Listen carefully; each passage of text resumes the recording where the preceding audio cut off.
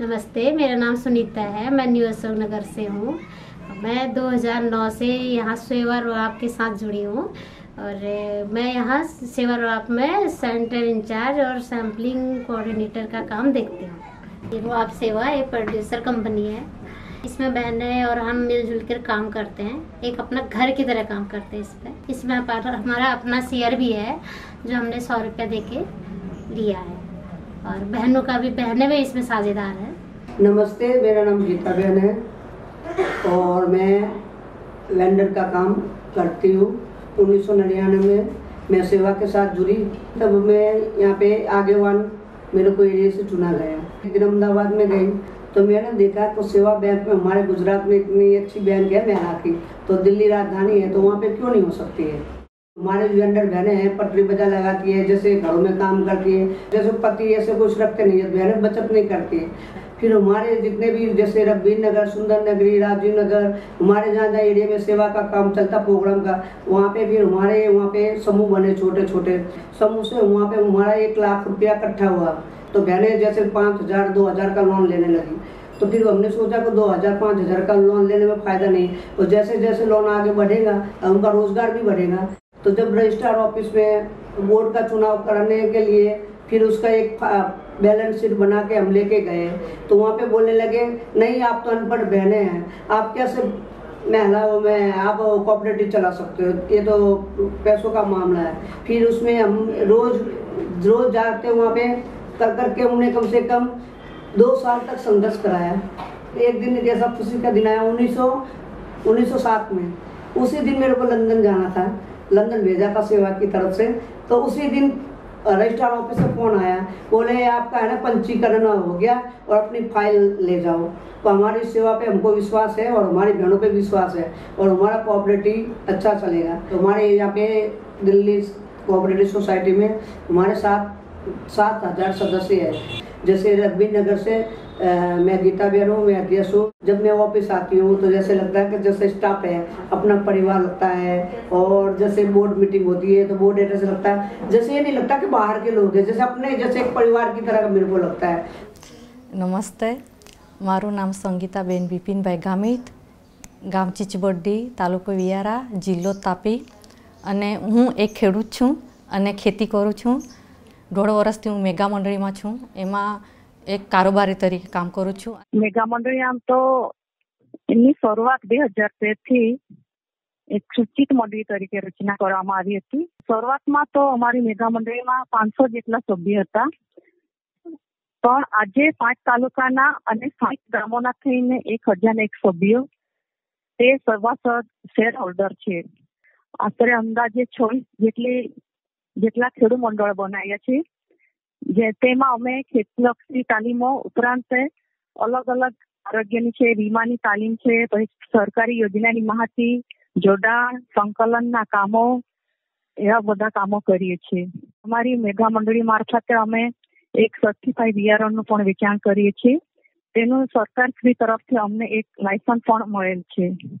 Hybrid બિયારણમાં એવું છે કે કિલો, એ દાખલા તરીકે કિલોનું બિયારણ હોય તો એ 300 થી 350 નો ભાવ છે, જ્યારે સર્ટિફાઈડ બિયારણ એ એક ઓછા ભાવે મળે છે।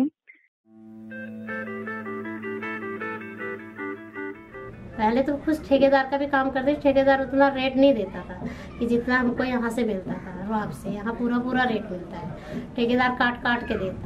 और हमको ये है, हम भी अगर लेडीज़ हैं तो हाँ हम भी कुछ कर सकते हैं। हस्बैंड के साथ दिया, उनका एक सपोर्ट बन के रहे और बच्चों को पढ़ा रहे हैं और वो भी बच्चे अब बड़े हो गए हैं।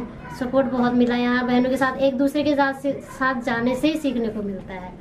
और जब मैं गांव से आई थी, मुझे तो वो गली में भी निकलना डर लगता था, यार मैं कैसे निकलूंगी, मुझे हिंदी बोलना नहीं आता था पहले। मैंने यहीं आके हिंदी बोलना सीखा। बहुत मेहनत से हमने खड़ा किया इसको, एक जैसे घर की नींव रखी जाती है ऐसे हमने रोआप को अपना घर जैसा तैयार करा। पहले मैं खुद बचत नहीं करती थी, मैं खुद भी नहीं जानती थी कि मैं बस अपना खुद नहीं सोचती थी कि अपने भविष्य के लिए भी कुछ करूं। पर कोऑपरेटिव में जोड़ने के बाद मैं पहले 150 करने लगी, फिर अब मैं 400 रुपया महीना करती हूँ। तो उसकी वजह से बीच में मेरे पास रोजगार नहीं था, तो रोजगार के लिए भी लोन मिला। पहले 10 का लिया, फिर 15 का लिया, फिर 50 का लिया, फिर जब मैं बीमार हो गई तो 1 लाख का लोन लिया था। और हमारे एरिया में तो समझ लो, मैं बहनें भी काफ़ी, कोई बहनों को पास पैसे नहीं होते तो कभी बोले तुम इतनी परेशान हो रहे, तुम सोसाइटी में खाता खुलाओ, लोन मिला। तो बहनों को भी काफ़ी ये चीज़ें अच्छा लगती है। सब में ज़्यादा तो ये है कि बहनों को समझ लो कि 10,000 का लोन लिया तो उसको 150 रुपया ब्याज देते, दूसरे महीने ब्याज घटता जाता, तो बहनों को ये जल्दी किस्ती खत्म हो जाती है। और दूसरे महाजन से लेने जाते तुमको कट्ठा ब्याज और मूल्य भरना पड़ता है, तो ये फायदा है। और दूसरी बात ये है कि बैंकों में जाते तो हमको बैंकों में स्लम एरिया में लोन नहीं मिलता, और यहाँ पे सोसाइटी से लोन मिल जाता बहनों को। और एरिया में, हमारे एरिया में सूचना केंद्र बने हुए हैं, वहाँ पे बहनें आती है, वहाँ से लोन लेके वहाँ पे फॉर्म बना देती है, तो बहनों को एक समय भी बचता है। पुरुष लोग समझ लो पहले महिलाओं के बाहर नहीं निकालने लेते, पर जब भी कहीं भी बोलते हम महिला के लिए, वो तो पुरुष लोग इतना सम्मान करते हैं कि पहले हम पंचायत में नहीं बैठने देते, कहीं नहीं जाने देते थे, हमारे बड़े बड़ी कमेटी बनी हुई नहीं जाने देते। अभी कोई डिसीजन लेना हो, कोई पूछना हो तो कभी कभी सलाह लेने भी आ जाते मेरे घर।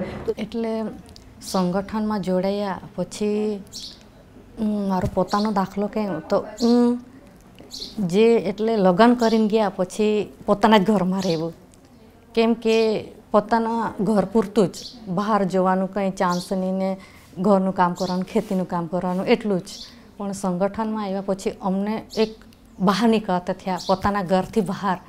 એક આદિવાસી બેન માટે તો આ તો ગૌરવની બાબત કહેવાય, કેમ કે પોતાના ઘરમાં રહેવું ને બહાર નીકળવું અને બહાર જઈએ તો આપણને ખબર પડે કે બહારની દુનિયામાં શું ચાલે છે. ને અત્યારે હું બોલું છું એ બી એક સેવાનો બહુ મોટો ફાળો છે, કેમ કે ભલે આપણે બધું કરીએ પણ બોલી ના શકીએ ત્યાં સુધી તો આપણે કશું કરી શકવાના નથી.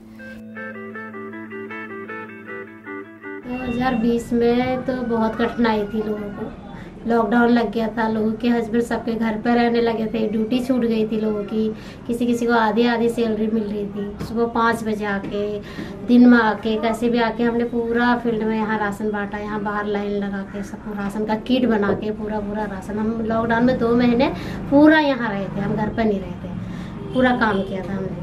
और मार्क्स भी खूब बने थे।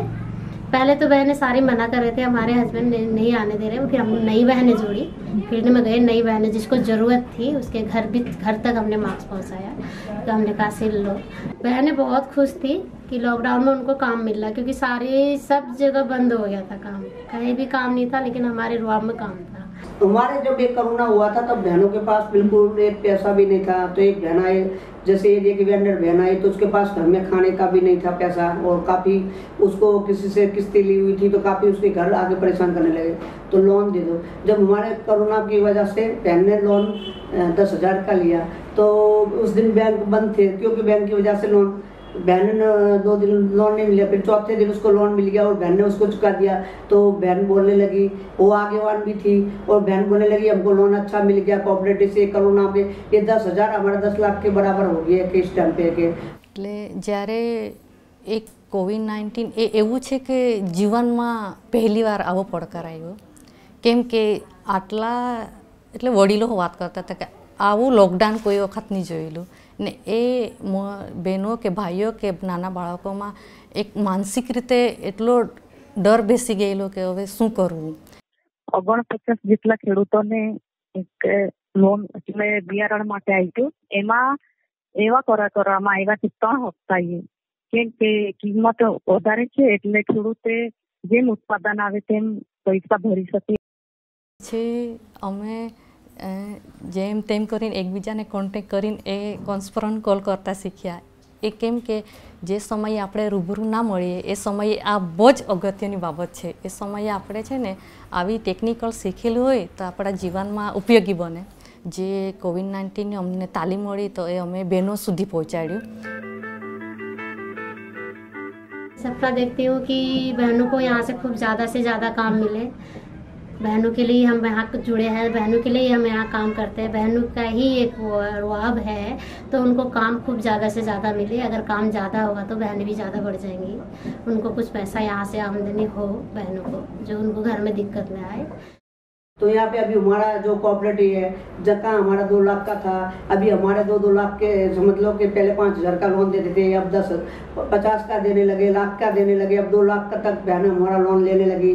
और हमारे अभी कोऑपरेटिव 6-7 करोड़ तक पहुँची है। मैं सोच रही हूँ कि आने वाले भविष्य में कोई भी दिल्ली शहर में हमारे जितने भी सदस्य हैं वो पूरे सब जुड़े, और आने वाले भविष्य में हमारे साड़ी के सेवा कोऑपरेटिव सेवा बैंक की तरह भी यहाँ दिल्ली राजधानी में बैंक बनना चाहिए। मेरे आने वाले में एक मेरा सपना है। મારે જીવનમાં હજુ આગળ વધવું છે, એટલે એવું છે કે એક ખેડૂત તરીકે ખેતીમાં બદલાવ લાવીશું, એવી રીતના બીજા ખેડૂતો બી બદલાવ લાવે અને પોતાના જીવનમાં જે વિકાસ કર્યો છે એ લોકો ખેડૂતો કે બહેનો, જે મારા જે સાથી બહેનો છે એઓ પોતાના જીવનમાં વિકાસ કરે અને ખેડૂતોને બી વળતર મળી રહે ને મેગા મંડળીઓ પગભર થાય। સરકારની યોજના છે કે આપણી સેવાની સંસ્થા છે કે મંડળીની જે એટલે સેવાઓ છે એ બધી બહેનો સુધી પહોંચે ને એનો લાભ લે એવી મારી ઈચ્છા છે।